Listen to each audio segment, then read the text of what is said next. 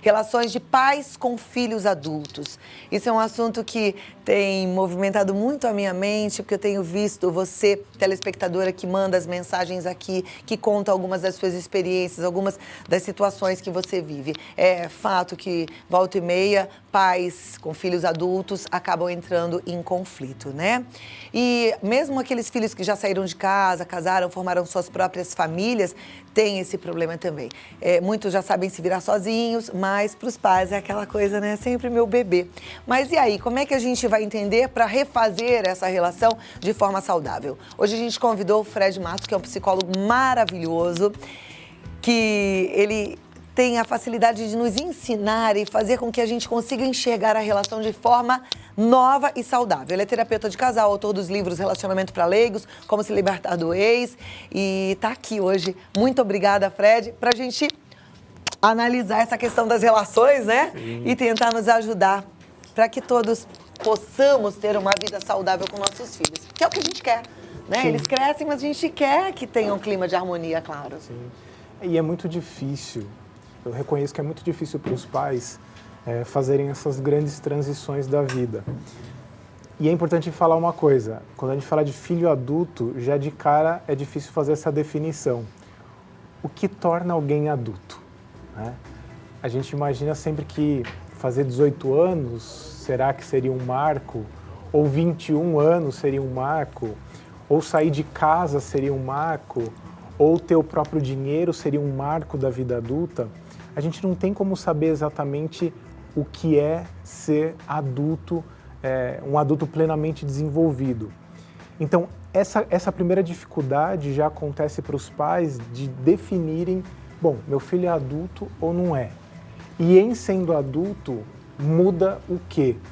Porque quando eles são pequenos, aí é difícil, mas é fácil entender qual é o seu papel. Bom, eu vou direcionar, eu vou nutrir fisicamente, eu vou pagar as contas.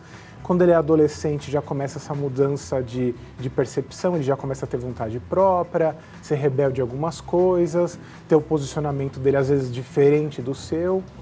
Mas na vida adulta, essa relação passa a não ser clara, porque existem muitas fases da vida adulta. Então tem o jovem adulto, o intermediário adulto, o adulto mais maduro, o adulto mais entrando até na terceira idade, tem adulto de tudo quanto é fase. Então, sei lá, uma pessoa de 80, 90 anos pode ter um filho adulto com 50, 60 anos. Então já não é um adulto igual um adulto de 20, 30 anos que está numa outra fase da vida. Então, definir o que é adulto é muito difícil. Mas se a pessoa entender que já não é mais aquilo que ele entendia como criança ou adolescente, já começa a ajudar o entendimento de, bom, parece ser mais adulto do que adolescente. Logo, a minha postura tem que começar a mudar. Que é aquela postura, em alguma medida, mais imperativa de dizer faça isso, não faça aquilo, tá certo ou tá errado, para um posicionamento um pouco mais sutil, até na linguagem, de você falar, o que você acha dessa ideia? Eu estava pensando algo nesse sentido, eu fiquei me pegando pensando sobre tal assunto, aquele dia você me comentou sobre algo que você fez, eu fiquei um pouco na dúvida também do que eu penso sobre isso. Ou seja, você tem que ser mais um perguntador, mais um questionador tranquilo do que alguém que diga faça isso ou faça aquilo, porque é um outro adulto. É um adulto que, como adulto, quer ser respeitado nos posicionamentos dele, porque ele já começa a ter uma identidade que não necessariamente pode ser muito parecida com os pais. Então, nessa fase é uma fase de dificuldade, porque às vezes esses jovens adultos ainda moram em casa, então você ainda tem aquele vício de mora na minha casa, eu pago as principais contas, logo sou eu que mando. e isso daí já não cabe mais. Você vai ter problema com os filhos adultos. Então, esses cuidados a pessoa tem que ter quando vai falar de filhos adultos. Agora, é muito legal a gente pensar que não dá para ter expectativa no outro, né? Porque a gente não muda o outro, então a gente muda a gente. Porque eu fico pensando que nesse momento, algumas mães, alguns pais de filhos adultos estão pensando assim, mas por que sou eu que tenho que fazer concessões? Por que sou eu que tenho que mudar? Por que sou eu que tenho que cuidar das minhas atitudes e não ele, né? Ter uma postura diferente em relação a mim. Na verdade, a gente não muda o outro, então a gente não pode ter expectativa diante do outro. E se é pro teu bem, se é pra tua satisfação e pra relação saudável, eu acho que vale a pena, sim, a gente parar pra pensar que a gente pode fazer algumas mudanças. É interessante a gente pensar nisso numa determinada idade, porque a gente já se sente mais cristalizado, né? Assim, não, eu sou assim, eu não mudo mais aos 50, aos 60, aos 70, aos 80 anos. Mas dá pra mudar. E eu acho que essa pergunta é importante porque o jovem adulto, tecnicamente, ele está zarpando o voo. Então é como alguém que vai fazer uma viagem. A pessoa está com aquela pilha, está cheia de energia, está cheia de vontade. E quem fica meio, né? Fica um pouco acabrunhado, vai continuar a mesma vida. Então quem fica precisa de alguma maneira ter um cuidado com quem vai, porque essa pessoa está numa vibração, ela está num posicionamento de vida muito diferente de quem está. E você, tecnicamente, está vivo há mais tempo que os seus filhos, mesmo que eles sejam adultos. Então, supõe-se que a maturidade continua sendo a sua, de saber, bom, ele é adulto, mas ele ainda tem as impetuosidades dele. Ainda é uma fase de transição. Não está 100% solidificado. E chega uma hora, quando chega com 30, 40 anos, aí já são adultos, mais ou menos da mesma raça de adultos. E aí é uma recíproca. Aí você tem que se posicionar como você se posiciona com qualquer adulto da sua idade. Você não chega entrando na casa de um amigo adulto e dizendo o que ele tem que fazer. Se você faz isso, você não deveria fazer, né? E com os filhos é a mesma coisa. Se você chega determinando as situações, ele tem um vínculo emocional, sanguíneo, mas ele não necessariamente precisa ter um vínculo de convivência. E isso é o preço que alguns pais pagam. E ficam se questionando, poxa, mas meus filhos não vêm mais me visitar. Ou quando a gente conversa, parece que eu estou falando sozinho. Você tem que se perguntar, por que isso está acontecendo? Será que você se atualizou o suficiente para ter a mesma linguagem que aquela pessoa tem dentro do novo modo de vida dela? Ou você ainda fica parecendo aquela pessoa que está sempre contando as mesmas histórias desde 1900 e bolinha? Esse é um cuidado que tem que ter. Algumas pessoas, quando vão amadurecendo na idade, elas ficam com aquela coisa assim, meus bons tempos foram na minha juventude. E os filhos já ouviram aquelas histórias muitas vezes, que são histórias incríveis, que merecem ser contadas. Mas, num determinado momento, os filhos também querem histórias novas. Eles querem também ver que os pais seguem sendo uma inspiração, que estão fazendo suas coisas, usando o seu tempo de uma maneira agradável, interessante, que tem seus hobbies, que estão vivos. Porque essa sensação de você perceber seus pais desistindo da vida, é muito difícil para os filhos também lidarem com isso. E alguns lidam com isso se afastando. Então, se você perde a sua vitalidade porque você está envelhecendo, os filhos também têm dificuldade de lidar com essa situação porque eles se lembram dos pais com energia, vivazes. E se você resgata essa vivacidade, com certeza os filhos se aproximam também. Sim, é aquela coisa que você falou, né? Tem que mudar a relação e a relação como você tem com qualquer outro ser adulto. E a gente acaba atraindo mais amigos quando a gente tá bem, né? Porque ninguém gosta de ficar com alguém pra baixo. Então é cada um cuidando mesmo de si. Por isso é que eu sempre te estimulo atividade física, alimentação boa, fazer prevenção e buscar coisas que te deem prazer. A gente precisa entender que é a gente que constrói esse universo gostoso, rico, saudável e alegre. Então, tem que olhar assim pro lado, tem que ver que tem um vizinho que pode tomar um café contigo, que tem um lugar onde você pode dar uma caminhada e vá à vida. Isso é importante, né? E principalmente, existem relações que estão além de você mandar e o filho obedecer. Então, se você só está acostumado, e se para você era gostoso ser pai de crianças pequenas, porque você dizia e eles obedeciam, entre aspas, na vida adulta você tem que se readaptar como pai, porque não vai ser mais esse tipo de relação e você não vai poder ficar obrigando seus filhos a obedecerem você como você acha que era quando pequenos. E no final vai acabar criando atrito, né? Tem mais uma questão, a questão que aí já é talvez para um outro tipo de pai ou um pai que tem essas duas situações, que é a questão financeira. Sim. Alguns filhos ficam adultos, mas dependentes financeiramente do pai. Como é que o pai e a mãe devem lidar com essa situação? Isso é uma coisa super delicada, porque vamos imaginar pais que sejam disciplinados financeiramente e mesmo que não sejam muito ricos, vamos colocar assim, eles têm lá o dinheiro deles guardados. E o filho está tentando a vida. Nessa fase, qual é o grande processo de educação? Educar o filho a viver a vida adulta dentro das condições que ele pode arcar. Porque é muito fácil os pais, tendo uma boa condição ou já tendo uma vida estruturada, querer que os filhos, por exemplo, só saiam de casa se eles tiverem o mesmo padrão de vida. Esse é um grande equívoco. Os filhos precisam entender, quando saem de casa ou estão no processo, de que o padrão de vida deles é muito menor do que eles tiveram ao longo da vida. Logo, você ficar cobrindo as despesas, os gastos indevidos, as imprudências financeiras dos filhos, faz com que você deseduque ele para a vida adulta. Então não adianta ele fazer uma dívida e você cobrir a dívida achando que isso é ser um bom pai e uma boa mãe. Porque dali um tempo ele vai fazer o mesmo pedido e dali um tempo de novo. Quer dizer, então não era bem um empréstimo, porque às vezes eles falam, me empresta dinheiro. Bom, se empresta tem que devolver. Se não está devolvendo é doação. E se a doação acontece o tempo todo é porque aquela pessoa não está desenvolvendo a capacidade própria de gerenciar os recursos que ela tem. Então alguma coisa está errada. Ou ela está deslumbrada com o estilo de vida porque ela sabe que os pais bancam tudo.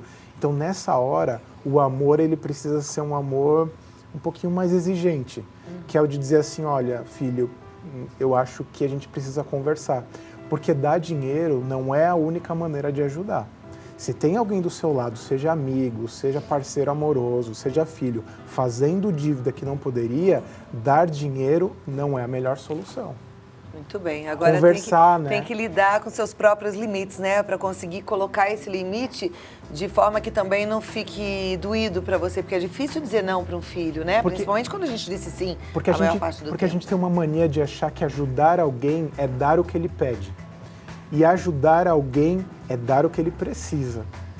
E o que ele pede é dinheiro, mas o que ele precisa é educação financeira. Então, se você está dando dinheiro sem conversar, você não está ajudando de fato. Maravilha. Já tem algumas perguntas chegando aqui no nosso WhatsApp, mas se você quiser mandar a sua, fica à vontade. É 011 950 45 18 40. Não precisa se identificar, não. Fica à vontade, aqui é um porto seguro. Aqui você pergunta e daqui a pouquinho o Fred Matos vai responder. E a gente vai aprendendo, né? E a gente pode continuar aprendendo sempre. Eu tenho uns amigos que falam assim, não tem mais nada que aprender, porque eu já tô velho, já aprendi tudo. Mas isso não é verdade, né, Fred? Sim. A gente estava até falando nos bastidores de uma situação muito específica, por exemplo, sei lá, vários irmãos, vários filhos, todos os irmãos saem de casa e o filho fica ali em casa meio que sendo o tutor dos pais. É muito cuidadosa essa situação do filho mais velho, do filho caçula, do filho do meio que fica com os pais quando os outros filhos já saíram de casa. É muito tentador adotar aquele filho último que ficou como guardião perpétuo da vida dos pais. Então assim, esse filho aqui vai ser minha companhia para o resto da vida. Ele parece gostar tanto de ficar com a gente. Lógico, ele não vai cuspir no prato que comeu, ele não vai se rebelar desse jeito que você estava imaginando, mas é uma grande tristeza profunda para o filho que fica supostamente cuidando dos pais permanecer naquele lugar. Lá no fundo ele se sente um pouco fracassado. Então você, enquanto pai, você não precisa nutrir essa relação de dependência afetiva do filho que fica em casa como se fosse uma condição de vida. É uma transição. Ele ainda precisa do espaço dele, do momento dele, do dinheiro dele, das escolhas dele, ainda que ele pareça frágil e peça sua ajuda. Mas você tem que ser como aquela mãe passarinha que joga a criança. Ensina a voar, né? Exato. Eu volto aqui pra gente continuar já já. Fred, já tem perguntas aqui, a turma quer participar. Eu gosto muito porque assim a gente vai direto ao ponto, né? Para ajudar as minhas queridas em casa. Eu digo queridas porque tem sempre as mulheres uma participação bem efetiva aqui, mas os homens também, fiquem à vontade. É uma delícia quando eu recebo também as perguntas masculinas, tem sempre um olhar diferente, uma visão especial. Então é 011 950 45 18 40. A primeira delas diz: Claudinha, amada, beijo a você, obrigada. Pergunta ao Fred: eu tenho 40 anos, sou solteira, moro sozinha. Tenho pais com 75 e 76, carentes e a moda antiga. Os papéis se inverteram, me sinto mãe deles. Como lidar sem prejuízo para ambos? Que linda e boa pergunta. Sabe que às vezes eu gosto de... Às vezes quando a gente quer melhorar uma relação, a gente tem que ter um pouco de humildade e ser um pouco ator em umas situações. Às vezes quando a relação está muito invertida e os pais ficam com aquela sensação de que os filhos são a fonte da sabedoria da vida, às vezes vale a pena você inverter propositadamente a relação e lembrar deles um pouco do papel original, que são de conselheiros. Então, às vezes, vale para eles saírem um pouco daquele lugar de coitadinhos ou de pessoas que precisam de ajuda. Você chegar e falar assim: nossa, mãe, pai, eu estava com uma questão. Leva uma questão aleatória, nada muito grave, também para não preocupar eles, né? E faz eles relembrarem que eles são uma fonte de inspiração, uma fonte de sabedoria, e vai estabelecendo a relação com eles um pouco nessa via. Não precisa inverter tudo de novo, fazer com que eles sejam os pais que dizem tudo o que você tem que fazer, mas ajuda eles a perceberem que eles são uma fonte de vitalidade, de sabedoria para a vida deles e que não que eles dependam completamente dos filhos para tudo. Ai, legal. Isso também vai dar para eles sede de viver. Provável que eles também comecem a tocar a vida, fazer novos amigos. Exato. Isso é muito legal. Adorei. Boa saída, Sim. Né? Tem mais perguntas aqui, deixa eu já passar para a próxima. Meu nome é Renata, eu sou de Muriaé, Minas Gerais, e tive que me virar desde nova por falta por ter perdido os pais. Porém, estou numa fase de conflitos em todas as áreas, principalmente emocional. Como agir com isso? A gente está falando de relação de pais e filhos, chegou uma pergunta aqui de alguém que não tem os pais, né? Uhum. Eu acho que ela vai ter que se ancorar, já que ela não tem os pais, numa rede de pessoas para poder se estabelecer. É uma questão muito ampla, né? Pode ser tanta questão que eu sou cuidadoso de responder, porque... Renata, eu vou pensar numa pauta para te ajudar mais, tá? Vamos combinado? Fico te devendo essa. Aqui, uma nova telespectadora, ela fala assim: boa tarde, Cláudia, meu filho arranjou uma namorada, mas vive só em função dela e da família dela. Se eu falo alguma coisa a respeito, ele fica bravo. O que eu faço para harmonizar esse relacionamento com filho e nora? Ela não vem em nossa casa. Como faço para ter uma nova aproximação? Isso é uma coisa delicada porque normalmente os meninos eles são recebidos na casa da namorada diferente do que a namorada é recebida na casa do namorado. Normalmente os pais da namorada recebem o namorado da filha como se fosse um outro filho. E às vezes, não todos, mas às vezes acontece da namorada do filho ser recebida às vezes como uma rival, uma intrusa, que é aquela clássica relação difícil da nora e sogra. Então você tem que ver que ela é uma aliada no crescimento do seu filho.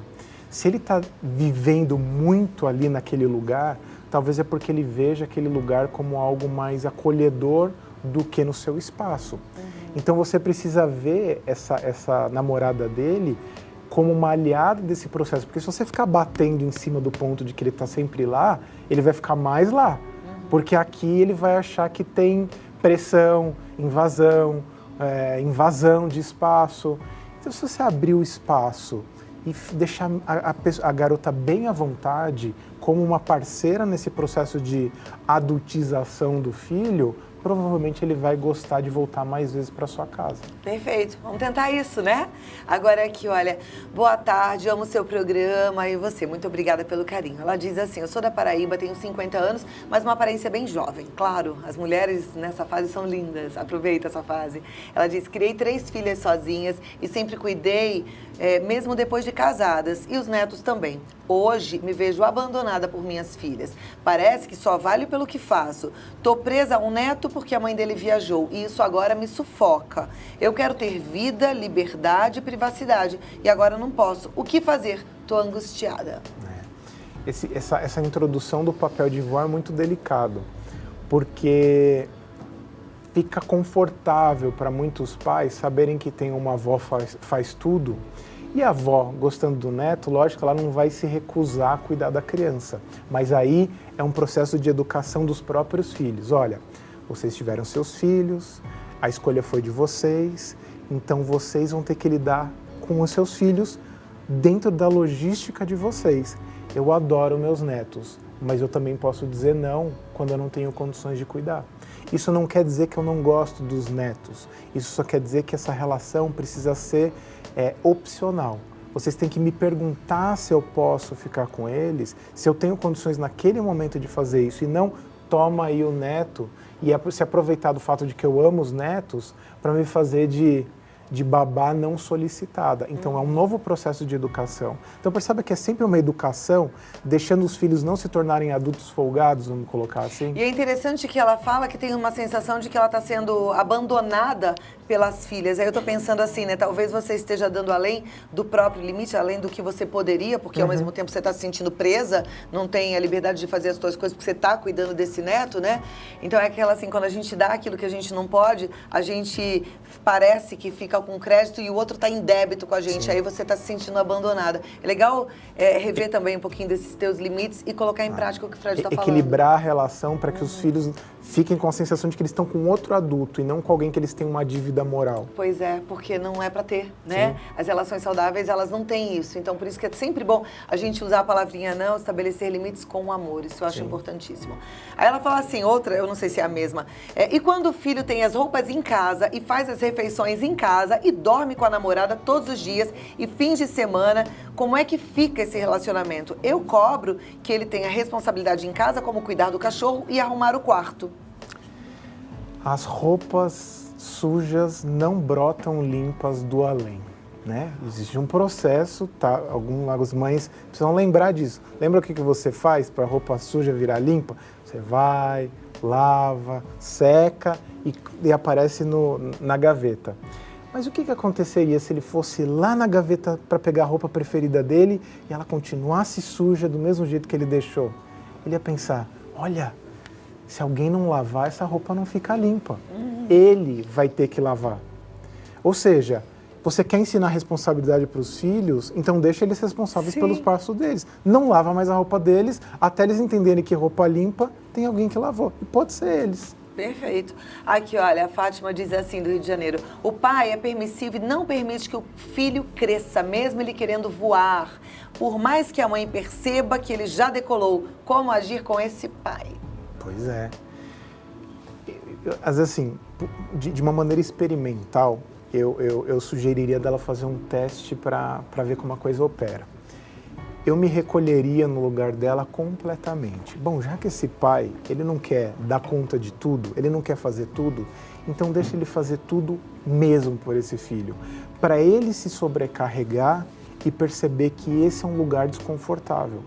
Porque às vezes quem está do lado se incomoda com aquele comportamento, mas fica patrocinando aquele processo, fica passando pano, sempre quando alguma coisa acontece, vai lá e resgata, muda uma coisa ali. Então assim, deixa a relação do pai com o pai com o filho.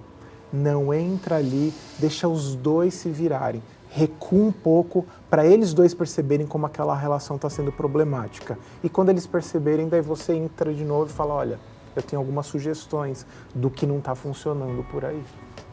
Não é fácil, né, gente? Lembrei daquela música, Cadê Curumim? É preciso saber viver. Eita! Olha lá. Porque aí, eu já penso, mas o que a gente faz com o nosso sentimento de ai, tá fazendo tudo errado, tá estragando, aquela nossa vontade de ir ali ajudar? Sabe o que você faz com esse sentimento? Vai fazer suas coisas. Boa! Vai viver sua vida, vai buscar a sua sede de alegria por coisas suas e deixa os dois adultos se entenderem. Então já vou fazer outra pergunta, porque lembrando e voltando um pouquinho para o nosso assunto, a mãe, por exemplo, que gosta de, não porque faz por mal, mas porque não se aguenta, vê que a filha ou o filho estão fazendo errado com o neto, estão educando de forma errada, estão dando muito, ou não estão colocando limite, ela quer interferir por amor. Ela não pode. ela primeiro precisa entender qual é a filosofia de educação dos filhos, né? Então valeria a pena ela começar a perguntar, dar uma de ingênua de novo, né? Às vezes um pouco de teatro. Eu falo assim, filho, eu tô vendo vocês cuidarem, tal, da criança. Eu sei que o mundo muda muito e a gente quer modernizar tudo, tal. Como é que vocês estão pensando a relação de limite, de coisa? Como é que tá nos dias de hoje? Ouve para ver se eles têm alguma coerência. Porque essas perguntas abertas ajudam os filhos a descobrirem que eles não têm filosofia nenhuma. Às vezes eles não têm filosofia nenhuma, às vezes eles estão completamente perdidos, eles não sabem o que é dar limite, o que é dar limite de forma inteligente. Então, perguntar e questionar é mais importante do que, às vezes, intervir. Na terapia, a gente faz muito isso como profissional. A gente faz perguntas poderosas que ajudam a pessoa a parar para pensar o que ela pensa e até descobrir que ela não tem uma clareza sobre o que ela pensa. Agora, se eu chego e falar, faça isso, a pessoa vai se contrapor e vai falar assim, eu sei do jeito que eu estou fazendo. E aí a conversa não vai caminhar. Então é melhor perguntar, questionar e às vezes sugerir de uma maneira indireta. Falar assim, nossa, eu me lembro de ter passado numa situação assim com vocês e eu lembro que eu agia assim, assim, assim. Você lembra disso? Aí a filha fala, nossa, lembro. Foi bom para você? Ah, me ajudou bastante. Puxa, será que talvez não funcionaria um pouco pro neto? Aí os pais começam a se ligar que talvez alguns métodos antigos não sejam tão antigos Eu assim. gosto, não sei, eu tenho filhos adultos, mas nem tanto, né? Não sei se isso vai fazer sentido para você, minha telespectadora, que de repente já está na sua fase dos 60, 70, com filhos que também têm filhos e aí que são seus netos. Mas eu gosto muito da ideia da gente transformar essa relação numa relação de amizade, né? De você lidar com a tua filha como você lida com a sua amiga. Porque aí tem o amor, é claro, mas tem o respeito à individualidade e ao que a pessoa é, né? É um parceiro de vida, mais do que... Isso eu acho muito legal. Eu ouvi isso de você aqui uma vez, de transformar o filho num parceiro de vida. Olha que legal. E aí você pode aproveitar o melhor da vida. Eu tenho um grupo de amigas, aliás, um beijo gigante pra Anne, pra Karina, pra Marília. E a gente se reúne pra tomar chá e aí eu fico vendo muito essa relação saudável. Ninguém vai lá e mete o bedelho na vida da outra, mas é claro que no bate-papo tem alguns questionamentos, algumas perguntas. Será que isso é legal pra ele? Mas você já pensou? Então talvez essa relação assim com o filho seja de fato e tomar cuidado ideal. para não ser muito catastrofista, né? Porque às vezes você quando está de fora, você acha que tudo pode ser uma catástrofe e os filhos detestam esse tipo de sensação de tudo vai dar errado, então toma cuidado, né? Não. A Marisa, ela é de Curitiba, ela fala assim, olha, eu moro com meu filho mais novo, de 26 anos, ele trabalha, não ganha muito, eu sempre paguei o plano de saúde dele, agora me aposentei e estou errada em continuar pagando? Ele não pagaria por conta dele, porque ganha pouco. Me oriente, beijo pra todos, Cláudia, você é uma pessoa iluminada, nos acalenta, obrigada pelo carinho, beijo pra você. Às vezes vale a pena fazer um plano de pagamento regressivo. Então você paga 100, começa a pagar 90. Tá. Depois de uns 6 meses, começa a pagar 80, 70, 60. Porque o orçamento se adapta, né? Ele sabe que ele tem 100 a menos para poder fazer, então de repente ele gasta numa outra coisa que ele está gastando porque tem alguém bancando o 100. Então, vai negociar e falar, filho, eu vou começar a devagar, tirar o time de campo porque eu tenho que cuidar da minha velhice, então eu preciso guardar dinheiro, você está começando a sua carreira, então você precisa se organizar nesse sentido. Então, vamos combinar de eu ir devagarzinho, deixando de pagar essa conta e você assumindo ela? A gente tem que fazer. Agora que não é fácil, não é. Eu tenho um filho nessa mesma situação que você e a gente fica com o coraçãozinho apertado, né? Porque vai mexer então no plano de saúde, que você fala, ai meu Deus, se ele precisar, né? Mas ninguém tá falando de uma coisa radical, não né? Não pode ser radical. É devagarzinho. E aí ele vai entendendo, puxa, é verdade, né? Minha mãe, meu pai... Negociando, né? Porque a gente faz eles crescerem. A Emília do Guarujá, ela diz, tenho filhos jovens, casados, e as minhas noras vivem dizendo que não ensinei para eles a lavarem a louça. Como lidar com isso? Às vezes eu me sinto incapaz. Será que você ensinou a lavar a louça? Você ensinou? Eu não sei se você ensinou. Às vezes, muitas mães acham que educar é fazer tudo pelos filhos. E se você vai educar os filhos para a vida, você tem que entender que eles vão usar a louça. Agora, vem cá, vamos conversar aqui uma coisa. A nora casou com o filho está casado, está entregue, foi educado, pronto, entregue. Se a mãe não tem mais o papel de educar o filho adulto, A nora que deve colocar os limites e estabelecer uma relação saudável com o marido. Tô errada? Na verdade, eu acho que sempre é cuidadoso a sogra intervir com a nora. Ela tem que intervir com o filho. Fala assim, ó, filho, eu não te ensinei a lavar a louça, mas agora é sua vez. Então trata de virar homem e lavar a louça. É isso, né? Porque homem lava a louça. O meu marido lá em casa lava, mas também, gente, eu vou contar um negócio. Lava porque, sei lá, ficou assim, que é ele que lava a louça no sábado e no domingo. Não sei, porque eu não lavo. Também a nora também, é por isso que eu falo, né? Tem que colocar limite, né? Tem que abrir espaço pro outro fazer, né? Porque às vezes se a nora faz tudo, o outro não faz. Não, isso é verdade. Né? Enfim.